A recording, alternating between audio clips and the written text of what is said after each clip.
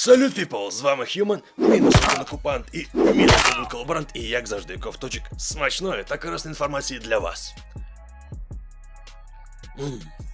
Так, це воно.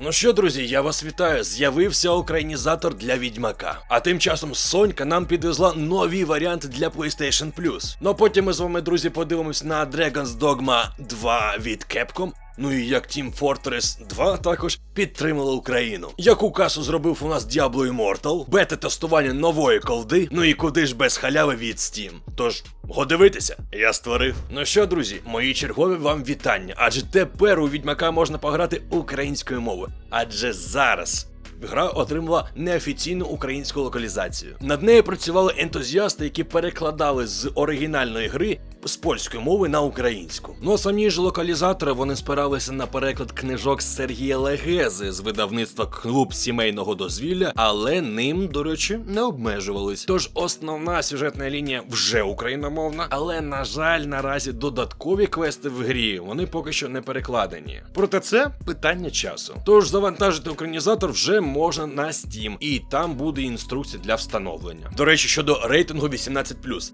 Перекладачі, вони зазначають, що там використовується зараз лайка у поточній версії. Але коли у нас буде нецензурована версія, поки що питаннячко. Якщо хтось прогавив або не знав, розповідаю. Ще у березні місяці Sony сказала, що буде об'єднувати сервіси PS Now та PS Plus. І створює нові формати підписки. Це у нас PS Plus Essentials, PS Plus Extra і PS Plus Deluxe. Спочатку їх реалізували для регіонів Азії та Сполучених Штатів Америки, але вже тепер ми маємо все це і в Україні. Усі три плани мають такі базові можливості, як мережевий багатокористувацький режим, ігри місяця та ексклюзивні знижки. Перші два плани — це Essentials та Extra, які відкривають доступ до каталогу з 400 ігор на PS4 та PS5. Тут у нас будуть і Returnal, God of War, Death Stranding, Spider-Man Miles Morales, Mortal Kombat 11 тощо. Ну і звичайно додаватимуть нові тайтли. А от у найдорожчому плані, це Deluxe, присутній ще й окремий каталог ігор минулих поколінь, а також безкоштовні пробні версії. Тобто, наприклад, ви можете безкоштовно пограти у Horizon Forbidden West чи Cyberpunk 2077. І це ще перед тим, як купляти гру. І при цьому, якщо ви купите гру, ваші досягнення у грі зберігатимуться. Ну і, друзі, дуже важливе доповнення, адже ті, хто мають PlayStation Plus і використовують, ну скажімо так, стару підписку, то вони автоматично будуть перекладатися на PS Plus Essential.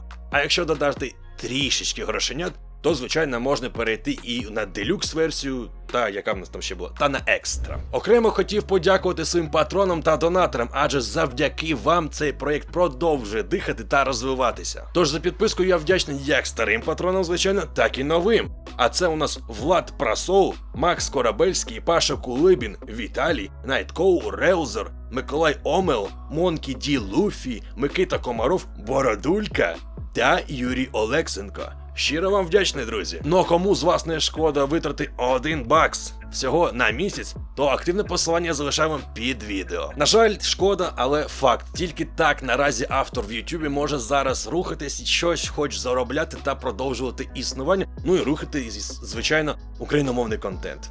Наразі дякую. Нещодавно Capcom провела невеличку презентацію, але дуже цікаву, для 10-річчя Dragon's Dogma, і під час якої гендиректор Хідеакі Іцуно, він підтвердив продовження гри фентезійного проєкту. Якщо точніше, то це у нас фентезійний рольовий екшен у відкритому світі. Поки що офіційних подробиць небагато, але відомо, що сиквел називатиметься Dragon's Dogma 2 та розробляється на власному рушії. Це Re-Engine, який використовувався для багатьох останніх ігор студії, ну включаючи Devil May Cry 5, Resident Evil Village та Monster Hunter Rise. Нині ж над грою працюють кілька ветеранів студії, та сам Хідеакі Іцуно, який і анонсував сиквел в кінці відео, ну, озираючись на створення оригінальної Dragon's Dogma. Ну а хто не в курсі справ, то розповідаю, що Dragon's Dogma вийшла ще у далекому 2012 році на PS3 та Xbox 360, а у 2016-му гру вже портували і на ПК. І до речі, майже одразу вона отримала широке визнання критиків та гравців. Існує така цікава спілка шанувальників Team Fortress 2. Вона називається Potato – картопелька. І вони відносно часно проводять дуже цікавий івент під назвою Man vs Machines, тобто люди проти машин. На цьому івенті завжди присутня донат-компанія для благодійності. І от на цей раз гроші збиратимуть для підтримки України. І більше того, донатом в 5 баксів ви отримаєте внутрішньоігрові медальки. А на офіційному сайті спілки знаходиться список серверів, до яких ви можете приєднатися для участі в івенті. Тож, якщо ви фанат гри та хочете допомогти Україні, ви знаєте тепер ще один крутий спосіб.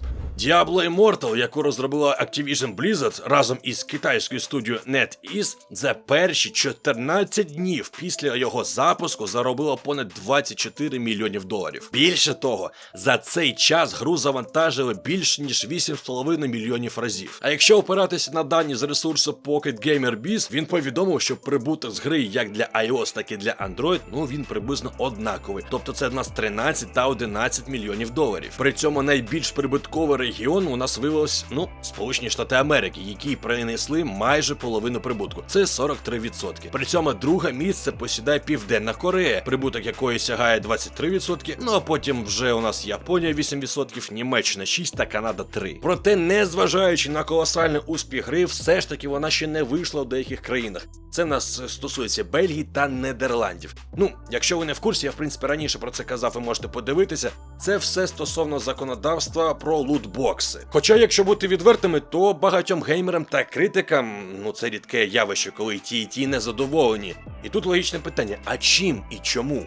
Тому що монетизація гри, вона реально агресивна. Тобто там спокійно можна донатити, закидувати гроші, і таким чином ви в декілька разів можете прокачати свого персонажа швидше.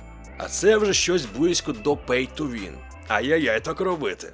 3-го тижня червня Activision вони офіційно заявили, що ті люди, які зробили передзамовлення Call of Duty Modern Warfare 2, новенькі, які у нас буде виходити, вони офіційно отримують у перспективі ключ доступу для бета-тестування. І звичайно, власники консолей, такі як PlayStation, вони отримають доступ ще раніше, на 5 днів.